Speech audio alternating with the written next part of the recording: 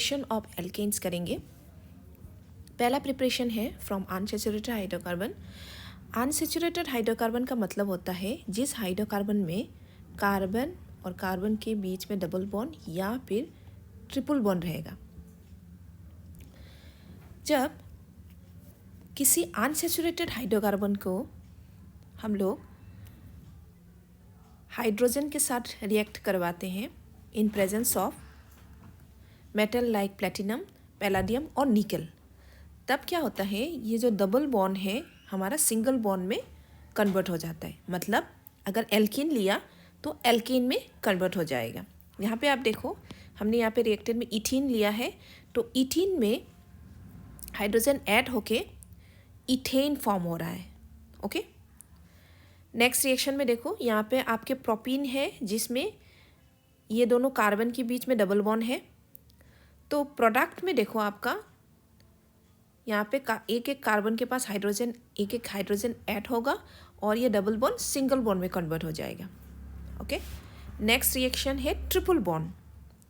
यहाँ पे triple bond में हाइड्रोजन 4 एटम हाइड्रोजन ऐड होगा और यहाँ पे दो हाइड्रोजन आपके ऐड हो रहे हैं और उसके बाद क्या हो रहा है, यहाँ पे प्रोपाइन से प्रोपेन।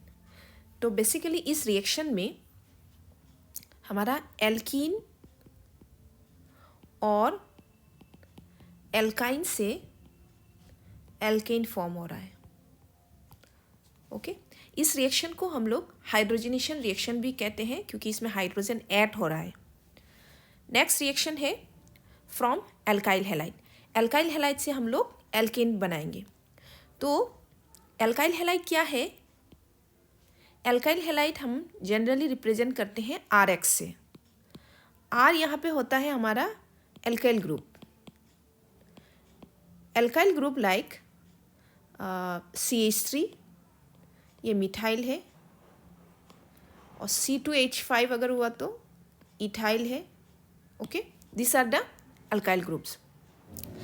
एल्काइल हैलाइड को हम लोग जब रिडक्शन करते हैं जिंक और डाइल्यूट हाइड्रोक्लोरिक एसिड के साथ, हमें एल्केन मिलता है।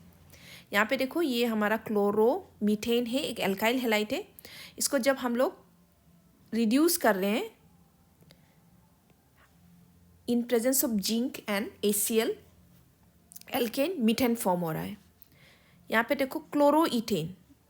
ओके, क्लोरोइथेन एक एल्काइल हैलाइड है, ये भी हमारा जिंक और हाइड्रोक्लोरिक एसिड के प्रेजेंस में इथेन में कन्वर्ट हो रहा है।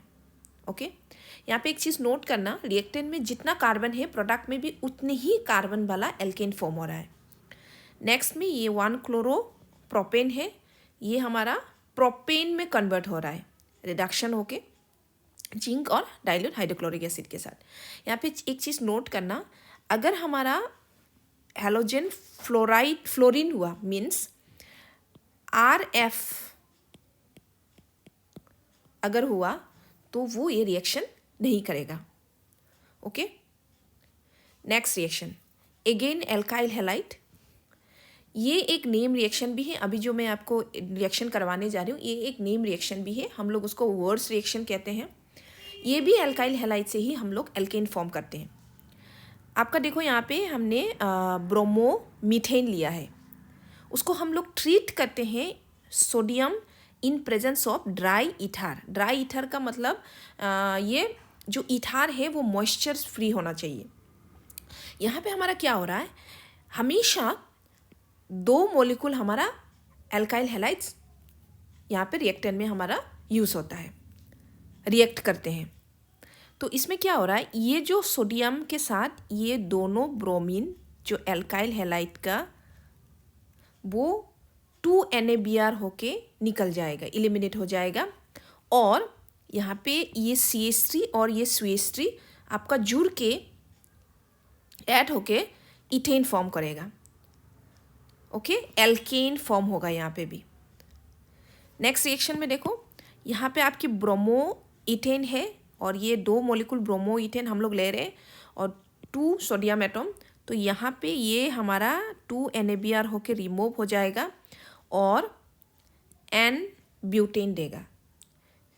यहाँ पे एक चीज़ और एक नोट करना है आपको कि आपके जो रिएक्टेंट है उसमें जितने कार्बन का एटॉम होगा, यहाँ पे कितने कार्बन के एटॉम है, 2 कार्बन एटॉम, प्रोडक्ट में हमारे कार्बन एटॉम डबल हो जाएंगे। ओके, यहाँ पे 2 कार्बन एटम है रिएक्टेंट में, तो प्रोडक्ट में 4 कार्बन एटम हो गया।